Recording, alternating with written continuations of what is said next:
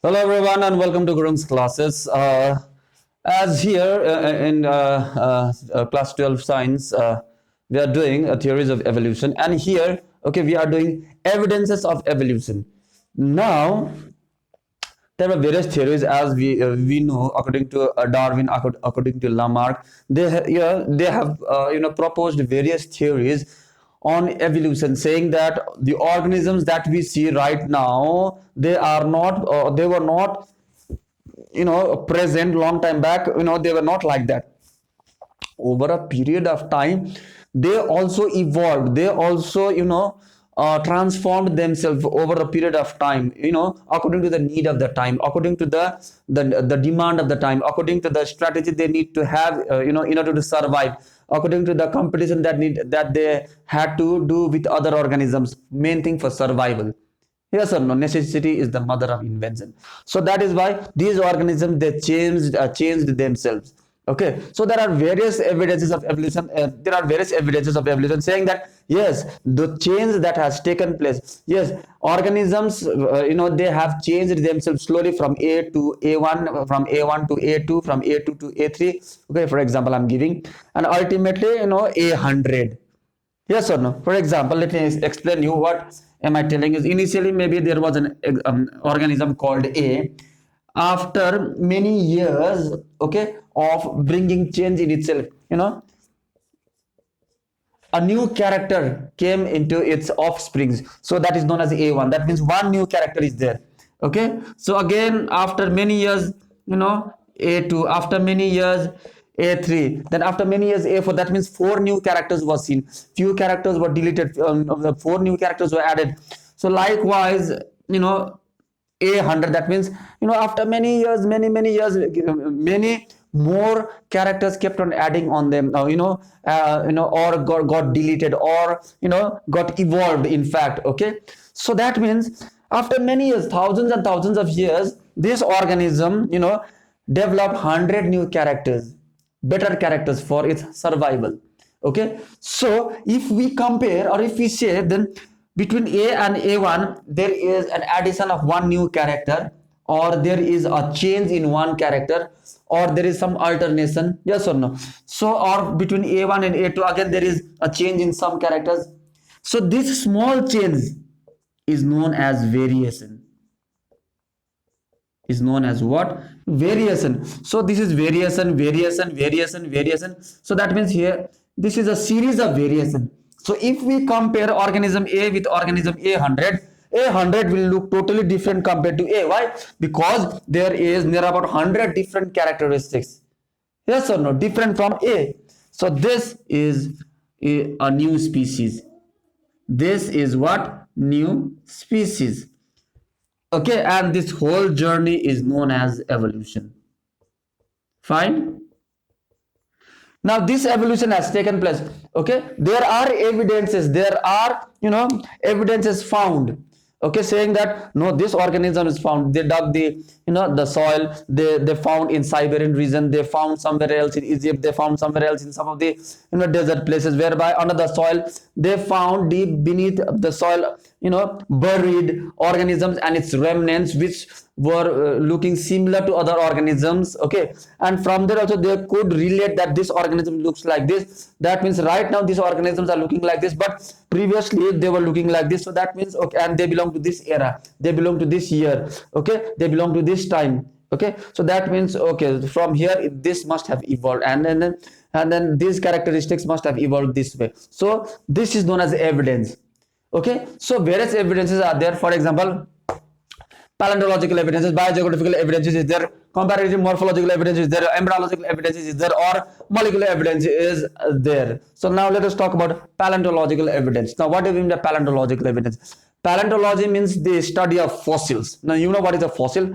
Fossil means an organism which died because it which when died, or died either naturally or accidentally, anyways, but when it died, okay, it got stamped, it got buried deep under the soil, or got covered up by volcanic ashes, and then it was it got petrified and was pressed by plants, animals, and soil for thousands and thousands of years.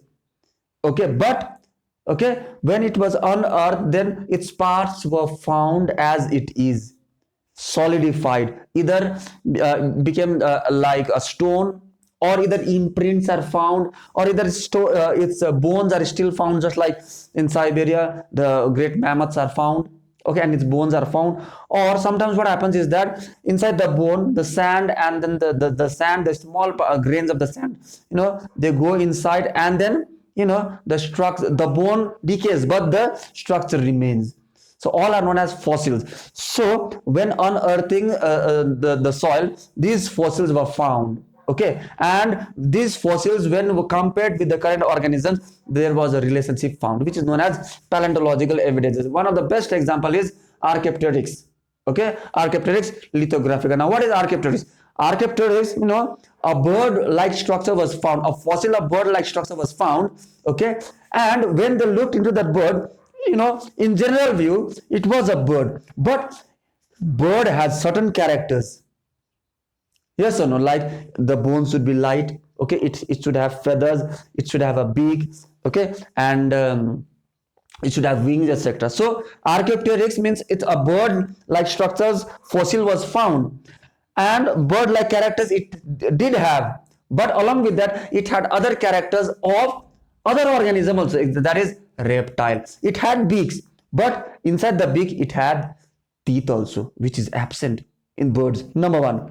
Okay, number two, the feathery wings were there, but on the edges of the wings claws were also found. The beaks had teeth. Okay, feathers were there. Yes or no? The body was covered by feather, but it had scales also, like reptiles, like snake has a scale. Okay, and then it had wings, but it had claws also. Feathers and wings or scales were also there. Feathery tail was there. Okay, just like a bird, a feathery tail was there, but a bird does not have a tail vertebrae. No, okay, but what has is, okay, a dog has, or a reptile has. Suppose this is a reptile. Okay, suppose.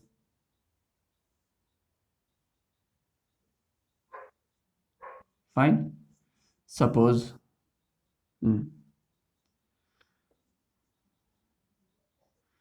Fine. Suppose this is a lizard. Then this is the tail vertebrae. The tail vertebrae is present in lizard or reptiles or a snake also. Okay, but here normally a bird does not have, aves don't have, they simply have feathers only. Okay, but it had tail vertebrae also, proving that this Archaeopteryx, okay, though is a bird but had a relationship with reptile. So that means somewhere around scientists, they concluded that either birds must have evolved from reptiles or reptiles must have evolved from birds, but definitely there is an evolution. Okay, there is a relationship between these two organisms. So that means, the aves and the reptiles. So best example is Archaeopteryx lithographica. Okay, fine. And I told beforehand also, a bird should have light bone in order to fly. It is light bone, but Archaeopteryx bone was found to be very, very heavy, just like reptilian bone. So paleontological evidence. Another is biogeographical evidence. Biogeographical evidence, what you can see is, for example, see, we human beings. Okay, now we all are here in Darjeeling, we all are Nepalese, we all are human beings. If you see, the suppose Ethiopian people or Ugandan people, okay, now Sudan, people are very tall, 6 foot, 7 foot tall, and we all are here. We all are humans only, okay, but people living on the bank of the river Nile, Sudan, they are very tall. One of the tallest people found on the earth is in Sudan. Okay, so that means, how was it possible? We all are human beings only. If we see the external features, if we see the internal organs, both are same only. But they all are very tall. What made them tall is, it is biogeographical evidence says that in the very beginning the earth, okay, had only one mass of land. There was, now we have 7 different continents. Yes, and so many different islands are there. 7 big continents are there. But in the very beginning there was only one big piece of land, which was known as Pangaea. Pangaea then later on started drifting, like, which is because of the which is known as continental drift. Okay, they started drifting, and 2 big land masses were formed. Okay, Laurasia and Gondwana. Now just imagine organisms, okay, living in the same okay, Pangaea, when it got divided, then these organisms also got separated. Now they again reproduced there, and then the number started increasing. Again, these Laurasia and Gondwana again got separated into 7 different continents. Yes or no? Okay.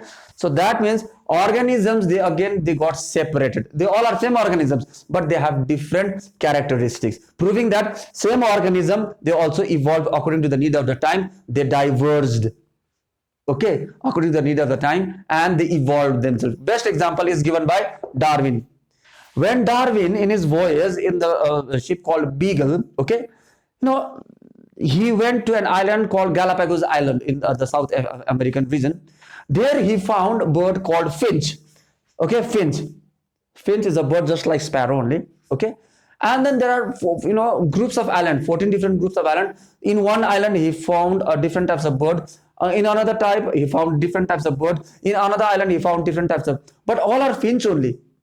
All were finch, but they had different characters. Best one of the character that he noticed was the beak. All birds were finch only, but the beak were different. Now why was that? Is initially the finch were all in one place. Now okay, let us imagine.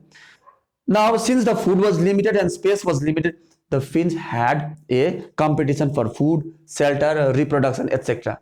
Yes or no? Main thing is food.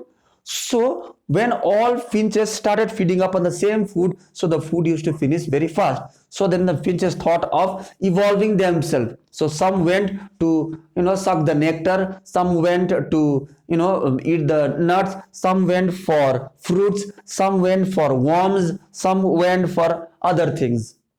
Okay, so accordingly, some had a small beak, some had a pointed beak, some had a curved beak, some had a long beak, okay, or some had a long tongue. So it was finch only, but they evolved themselves, okay, which is known as biogeographical, okay, evidence, proving that we all in the very beginning were in the same place, but according to the time and space we all moved afterwards to different places, and we developed different characters, like the Sudan people. They all are very tall human beings only. Yes or no? Okay. Another is, okay, the comparative morphology study, that is the homologous organ, analogous organ, and the vestigial organ. Now if we compare, we see a horse is running. Horse has 4 legs. We see whale has a flipper. Okay, suppose this is, okay, this is the leg of a horse or a hoof of a horse. Okay, now whale, flipper of a whale. Fine. Or if we see the wing of a bat, and if we see we human beings. Fine. So this is the arm, wing, flipper, and the leg. Okay, horse leg, whale's flipper, and bat's wing, and then the human hand. Fine. They all look dissimilar because they're different function for running, for swimming, for flying, and then for lifting, etc., for doing work. But if morphologically, externally they look different, but if we see internally, then they all have what, the one bone here in the arm, okay, 2 bone here, and then 5 fingers. Here also 5 fingers. Here also 5 fingers. Here also 5 fingers are seen. 2 bones, okay, 1 bone. So internally, if we see, the number of bones they have is same only. It's only the difference is like the neck of the giraffe. It's very long, and our neck very small. Yes or no? But it also contains the same number of bones like the giraffe contains. So that means, okay, morphologically they look similar, okay, but internally they all are similar. Okay, morphologically they look dissimilar, but internally they are similar. Such organs are known as homologous organs. Okay, homo means same, but analogous organs are such organs whereby externally they might look similar. For example, okay, for example, a bird flying and a butterfly also flying. A bird flying, a butterfly also flying. Both fly with the help of, this also is a wing, this also is a wing. But their internal structures are totally different. So similar function but dissimilar anatomy or the making structure. So they are known as what? Analogous organs. Vestigial organs also prove that, once upon a time we all were in the same place but got diverted. For example, vestigial organs are those organs which are no longer in use in the present time but were in use in the long time back. They are known as what? Vestigial organs. For example, in our eyes we have is nictitating membrane. This is human eye. Okay, my god, so dangerous.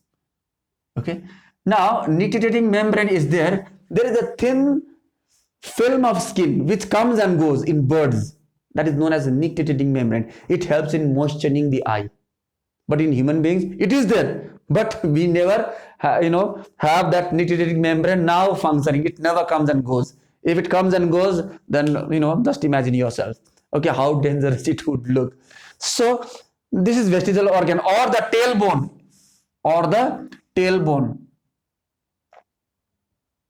Okay, fine.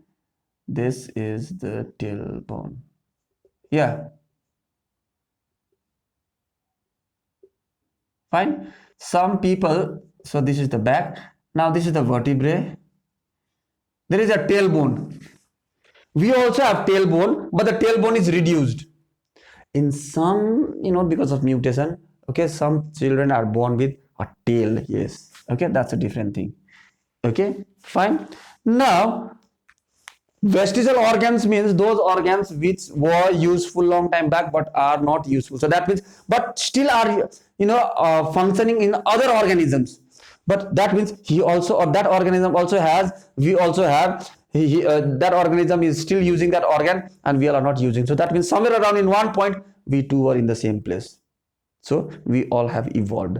We belong to the same thing. We belong to the same point. So that also proves that, okay, evolution has taken place. But yes, that organism took a different route and I took a different route. Okay.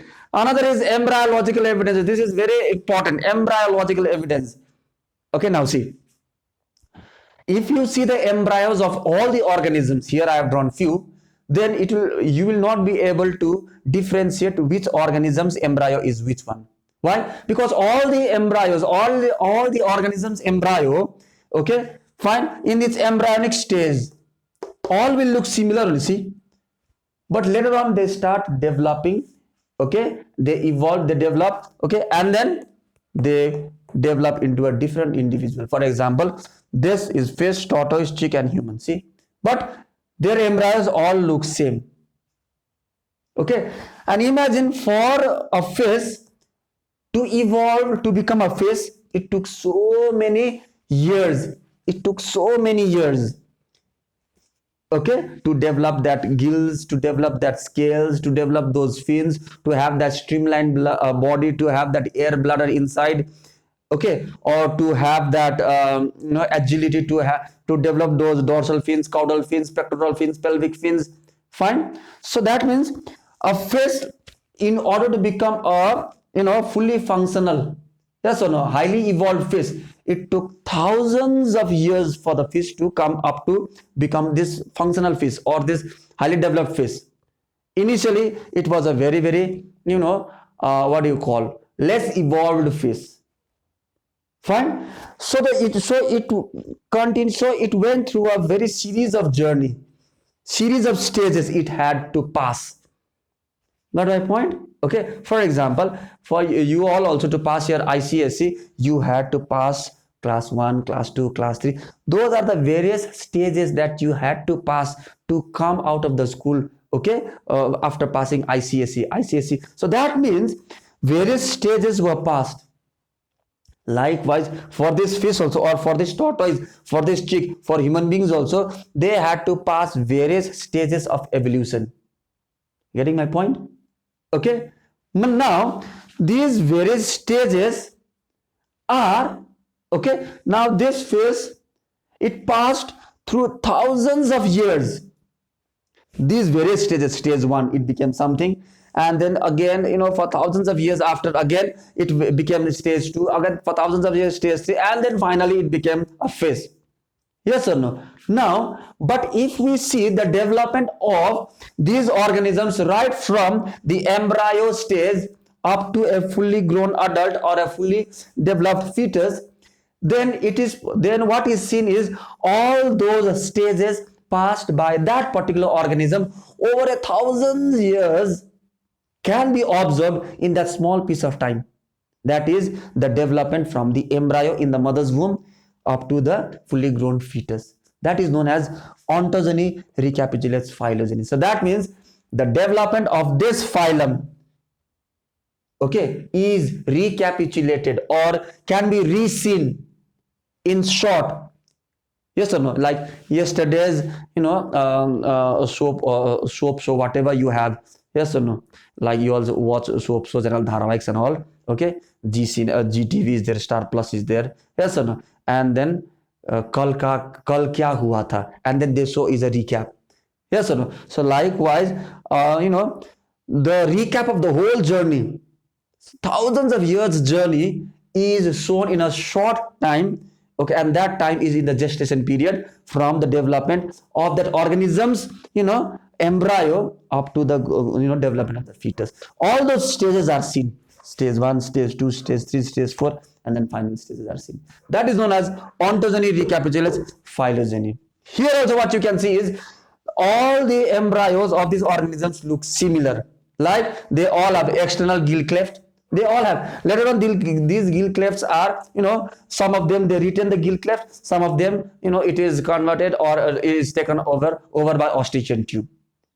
Okay, now they have the notochord. Yes, they all have notochord. Later on, is vertebral column replaced by vertebral column, and they all have tail-like structure. Yes, they all have. Here it's diminished. Here they have. Here this they have.